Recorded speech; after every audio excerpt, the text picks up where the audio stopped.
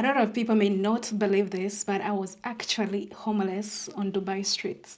And in today's video, I'm going to tell you guys my story. But first, I want to show you some of the documents or the documentaries that I tried to record while I was homeless on Dubai streets. And I've shared some of the videos on my previous channel, which was deleted by YouTube. And unfortunately, I did not save most of the footage because then I was actively looking for help. That is why I was filming myself and trying to tell my story. Yes, I did get help. This is way behind me being homeless on Dubai streets, but it's one of the things that have motivated me to keep speaking up about what is happening to Africans in the United Arab Emirates. So I just realized my phone will not film because the battery is around 14%, and the Samsung I'm filming this with is really low, like 3%.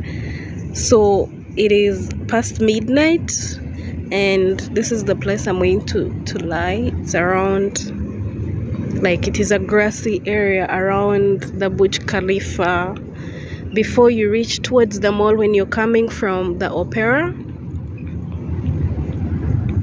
Anyway, it's for those who know maybe. So the opera is that side and Burj Khalifa is right there.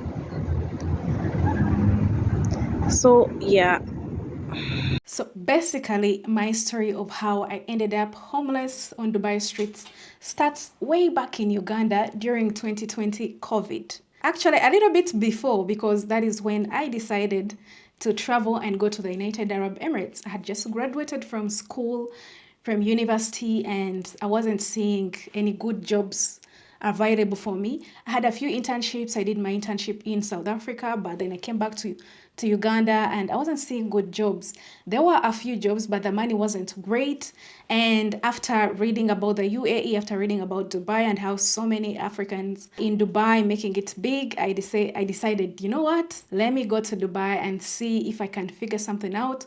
I called up a few friends that I already knew, a few family members that were already in the United Arab Emirates, and I tried to connect with them to see how I can travel to the UAE and how they can help me transition. Anyway, soon I would realize, like, people don't exactly help when you are traveling to the UAE from Africa.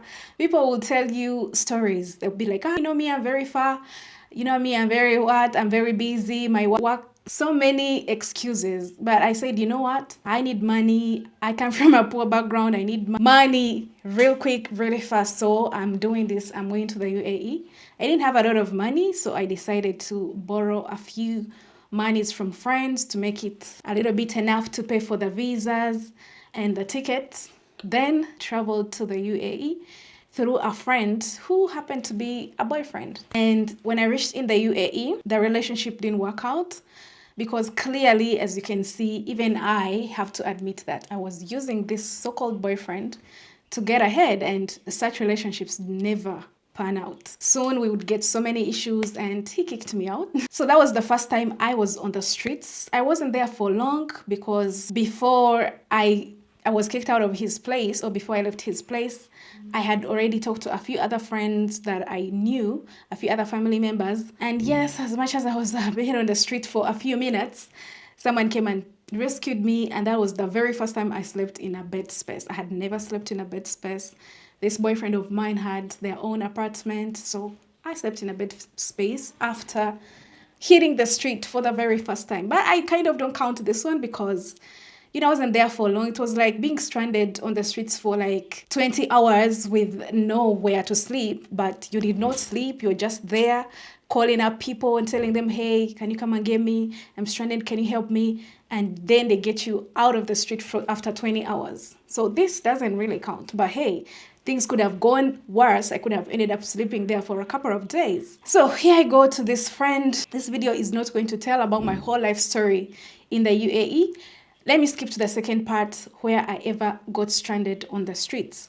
The second part is I had got some jobs, made some little bit of money, and I knew the dream I had come for in the UAE was not the dream I'm seeing. What is before me is very different. I said, you know what? I have a few, maybe 10,000 dirhams. Let me go back to Uganda.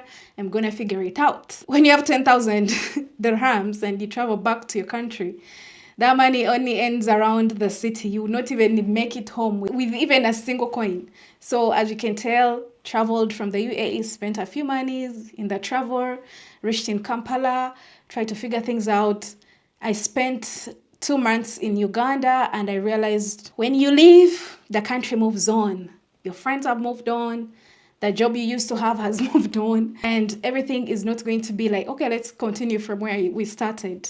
You are rather a little bit lower than when you left. So I decided, you know what? Let me go back to Dubai because at least I made some 10,000. So let me go back to Dubai. The other thing is the pressure when you have traveled abroad. When you come back, your family is looking at you like, you should be having money. Where is the money?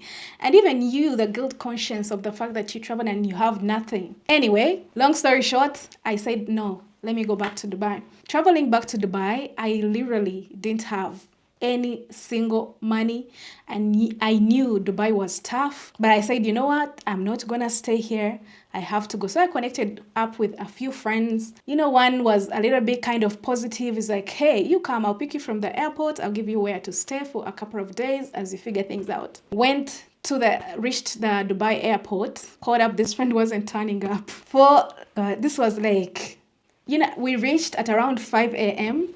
It was 1 p.m. I was still at the airport waiting for this friend who was not showing up. I said, you know what? I'm not going to wait to be deported back from where I literally just ran away from. And I took a bus. Of course, there are buses. I took C1 because I already knew the buses. I know C1 is going to Union. I took C1 and it took me to Union. I did not pay because I didn't have money. I didn't have a card. I just took the bus with my things, with my bags. Went to Union. I reached Union. I just sat. I remember it's now like 2 p.m. It's really hot. It was around April in 21. It was around April in 2021. So it was kind of getting hot. They are coming from the winter in Dubai, but it was already starting to get hot. It's around 2 p.m. I'm in Dubai. I have like 100 dirhams on me. It was on my mobile money, my Ugandan mobile money. I literally have zero cash and I'm stranded. Everyone I'm calling up, people have problems. That is Dubai. People don't have money. And I'm hungry as well. And my SIM card was cut off when I came back to Uganda. My Dubai SIM card expired. It was cut off. So I also have no local number to load like data. So I decided to go to McDonald's to access Wi-Fi because I already knew where the McDonald's are. I went to the one near Bania Square, because I know there are so many Ugandans as well around the place, so I thought I would bump into someone. So I went into the McDonald's. I remember, this is something I'm usually ashamed to talk about. I remember I saw like some people were leaving their table. They were eating, they had left some chicken nuggets. When they were about to leave, I asked them like, hey, can I eat those nuggets? I was like, yeah, sure. I swear to God. That was my first meal in like 20 hours. I ate those small nuggets. I was accessing Wi-Fi. I remember one of the cleaners, those people come to clean the tables after people have eaten, realized like there's some people who are eating from there. And those people were Asian, sort of. Like he looked at me. I'm like, just mind your business, bro. This is not your business. Anyway, I'm laughing now because I laughed. That's how I cope. Anyway, access Wi-Fi, I kept talking to a few people. Hey, I need money. When you need money in an emergency, people don't have money. It reached like midnight. My things are still at Union. I haven't slept anywhere yet. I'm literally homeless. I have 100 dirhams. I'm holding on to it like, this has to save me somehow. This has to be my savior. I need to figure out a way of utilizing 100 dirhams. So I'm trying so much not to spend it on anything. Remember, I already know Dubai. I know bed spaces. I know what. I said, you know what? I'm not going to sleep outside with my luggage. I need to keep my luggage first. So I called up this one guy who's like my brother. I knew where he lived. I'm like, hey, can I keep my luggage at yours? Like, sure. Most of my luggage weren't even clothes. It was like food that I had brought in hopes of selling it and getting some money out of it. Like Ugandan food, Ugandan local food, you can easily sell it. So I took it to his place and kept it there.